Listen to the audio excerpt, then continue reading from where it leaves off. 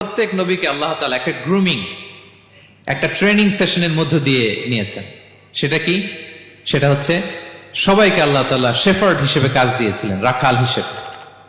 পৃথিবীর সব নবীরা ছাগল চড়াতেন, সব, আদম আলাইহিস সালাম থেকে শুরু করে বিষ্ণু ইসা ইসলাম পর্যন্ত। He started his first career as a shepherd. সুবহানাল্লাহ। ওনার প্রথম ক্যারিয়ার উনি রাখাল হিসেবে শুরু করেছেন। রাখালরা যে কাজ করে, অর্থাৎ মরুভূমিতে ভেড়া, ছাগল, তারপর বকরি, দুম্বা, এই চড়ানোর কাজগুলো দিয়ে বিষ্ণু ইসা ইসলাম তার ক্যারিয়ার শুরু করেছেন এজ এ শেফার্ড। বিষ্ণু ইসা ইসলাম বলেন, সহিহ বুখারীর বর্ণনা, মা বাআসাল্লাহু নাবিয়্যান ইল্লা রাআল গানাম। আল্লাহ তাআলা এই পৃথিবীতে এমন কোন নবী পাঠায় নাই যে নবীরা ছাগল চড়ায় নাই। সুবহানাল্লাহ পড়বেন না? সাহাবারা বললেন, ওয়া আনতা ইয়া রাসূলুল্লাহ, হে আল্লাহর নবী, আপনিও ছাগল চড়িয়েছেন? বিষ্ণু ইসা ইসলাম বললেন, নাআম, আমিও ছাগল চড়িয়েছি। ওয়া কুনতু আরআহা আলা কারারিত লি আহলি মক্কা। আমি অল্প কিছু মজুরির বিনিময়ে, অল্প কিছু টাকার বিনিময়ে, সামান্য কিছু পারিশ্রমিকের বিনিময়ে মক্কার লোকদের ছাগল চড়িয়ে দিতাম। সুবহানাল্লাহ পড়েন। কেন সব নবীকে দিয়ে আল্লাহ ছাগল চড়ালেন? এই ট্রেনিং সেশন, গ্রুমিং সেশন কেন? কারণ ছাগলকে একসাথে বসানো কঠিন। ছাগল একটু কি বলে, একটু টেরা টাইপের প্রাণী, কথা শুনতে চায় না। ধরেন যে সারা সপ্তাহ আপনি খুব ব্যস্ত, একদিন সুযোগ পাইছেন সপ্তাহে যে আজকে আমি ফ্রি আছি, যাই পুকুরে যাই, আমিও গোসল করি, ছাগলটারও গোসল করাই।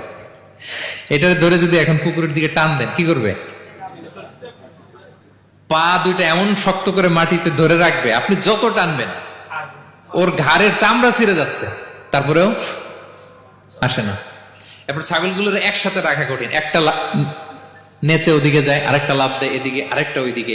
এদেরকে যদি কেউ একত্রিত করতে পারে, তাহলে এই জাতিকে, মানব জাতিকে একত্রিত করা তার জন্য একেবারে সহজ, পানি ভাত, ঠিক কিনা?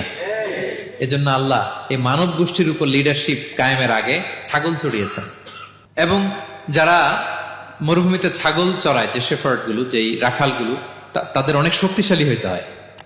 গায়ে শক্তি না থাকলে ছাগল চড়ানো যায় না, কিন্তু লাঠি নিয়ে হই হই করে পিছনে দৌড়াইতে হয়, নেকড়ের ছোবল থেকে ছাগলগুলোকে রক্ষা করতে হয়, বাঘ, নেকড়ে এগুলো থেকে বাঁচাইতে হয়।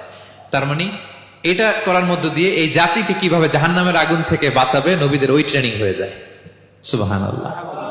ছাগল এদিক ওদিক দৌড়াতে থাকে, এদেরকে যেমনি একত্রিত করতে হবে, নবীদের কাজও হচ্ছে মানব গোষ্ঠীকে ইউনাইটেড করা, একত্রিত করা। এজন্য আল্লাহ তাআলা মা বাআসাল্লাহু নাবিয়্যান ইল্লা রাআল গানাম, এই পৃথিবীতে এমন কোন নবী পাঠান নাই যে এই নবীকে দিয়ে আল্লাহ তাআলা ছাগল চড়ান নাই।